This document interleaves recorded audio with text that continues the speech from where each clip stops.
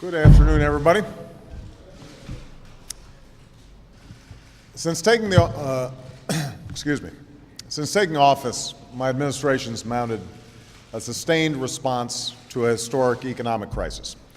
But even as we take decisive action to repair the damage to our economy, we're also working to build a new foundation for sustained and lasting economic growth. Now, we know this won't be easy, but this is a moment where we've been called upon to cast off the old ways of doing business and to act boldly to reclaim America's future. Nowhere is this more important than in building a new clean energy economy, ending our dependence on foreign oil and limiting the dangerous pollutants that threaten our health and the health of our planet. And that's precisely what we've begun to do. Thanks to broad coalitions ranging from business to labor, investors to entrepreneurs, Democrats and Republicans from coal states and coastal states, and all who are willing to take on this challenge, we've come together to achieve more in the past few months to create a new clean energy economy than we have in decades. We began with historic investments in the Recovery Act and the federal budget that will help create hundreds of thousands of jobs, doing the work of doubling our country's supply of renewable energy. We're talking about jobs building wind turbines and solar panels, jobs developing next-generation solutions for next-generation cars, jobs upgrading our outdated power grid so it can carry clean, renewable energy from the far-flung areas that harness it to the big cities that use it. And thanks to a remarkable partnership between automakers, auto workers, environmental advocates, and states, we created incentives for companies to develop cleaner, more efficient vehicles, and for Americans to drive them. We set in motion a new national policy aimed at both increasing gas mileage and decreasing greenhouse gas pollution for all new cars and trucks sold in the United States. And as a result, we'll save 1.8 billion barrels of oil over the lifetime of the vehicles sold in the next 5 years, the projected equivalent of taking 58 million cars off the road for an entire year. We know that even as we seek solutions to our energy problems at home, the solution to global climate change requires American leadership abroad. That's why I've appointed a global climate envoy to help lead our re-engagement with the international community as we find sustainable ways to transition to a global low-carbon economy. And now, just last Friday, the House of Representatives came together to pass an extraordinary piece of legislation that will finally open the door to decreasing our dependence on foreign oil, preventing the worst consequences of climate change, and making clean energy the profitable kind of energy. Thanks to members of Congress who are willing to place America's progress before the usual Washington politics, this bill will create new businesses, new industries, and millions of new jobs, all without imposing untenable new burdens on the American people or America's businesses. In the months to come, the Senate will take up its version of the energy bill, and I am confident that they, too, will choose to move this country forward. So we've gotten a lot done on the energy front over the last 6 months. But even as we're changing the ways we're producing energy, we're also changing the ways we use energy.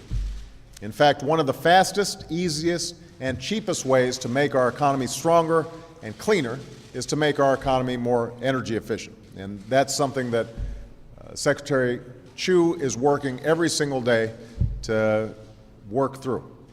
We know the benefits. In the late 1970s, the state of California enacted tougher energy efficiency policies. Over the next 3 decades, those policies helped create almost 1.5 million jobs. And today, Californians consume 40% less energy per person than the national average, which over time has prevented the need to build at least 24 new power plants. Think about that. California, producing jobs, their economy keeping pace with the rest of the country, and yet they've been able to maintain their energy usage at a much lower level than the rest of the country. So that's why we took significant steps in the Recovery Act to invest in energy efficiency measures, from modernizing federal buildings to helping American families make upgrades to their homes, steps that will create jobs and save taxpayers and consumers money. And that's why I've asked Secretary Chu to lead a new effort at the Department of Energy focusing on implementing more aggressive efficiency standards for common household appliances, like refrigerators and ovens, which will spark innovation, save consumers money, and reduce energy demand.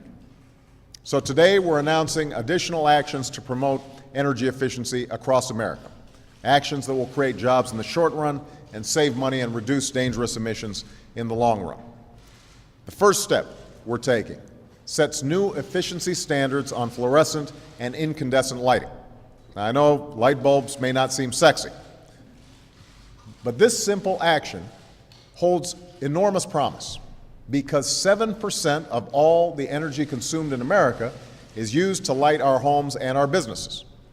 Between 2012 and 2042, these new standards will save consumers up to $4 billion a year, conserve enough electricity to power every home in America for 10 months, reduce emissions equal to the amount produced by 166 million cars each year, and eliminate the need for as many as 14 coal-fired power plants.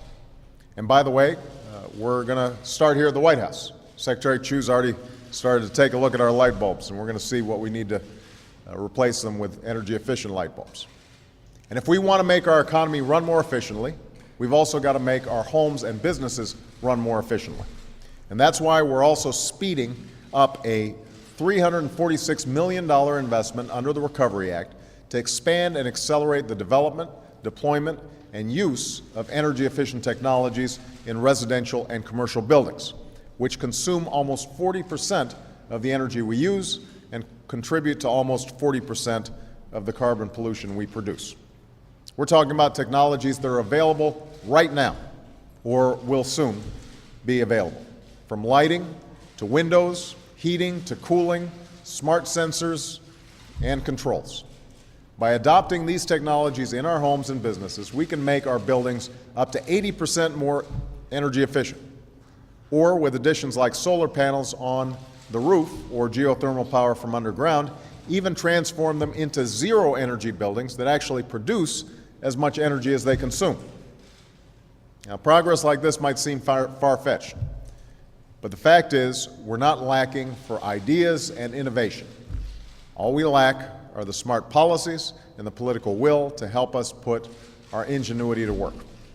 And when we put aside the posturing and the politics, when we put aside attacks that are based less on evidence than on ideology, then a simple choice emerges. We can remain the world's leading importer of oil, or we can become the world's leading exporter of clean energy. We can allow climate change to wreak unnatural havoc, or we can create jobs utilizing low-carbon technologies to prevent its worst effects. We can seed the race for the 21st century, or we can embrace the reality that our competitors already have.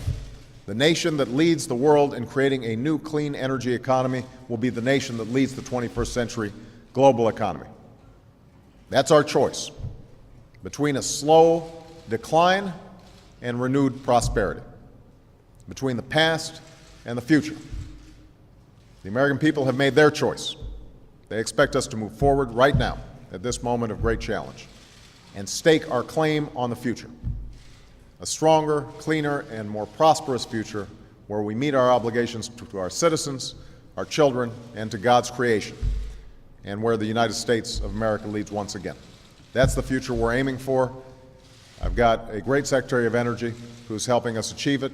I want to thank again the House of Representatives for doing the right thing on Friday, and we are absolutely confident that we're going to be able to make more progress in the weeks and months to come. Thanks, guys.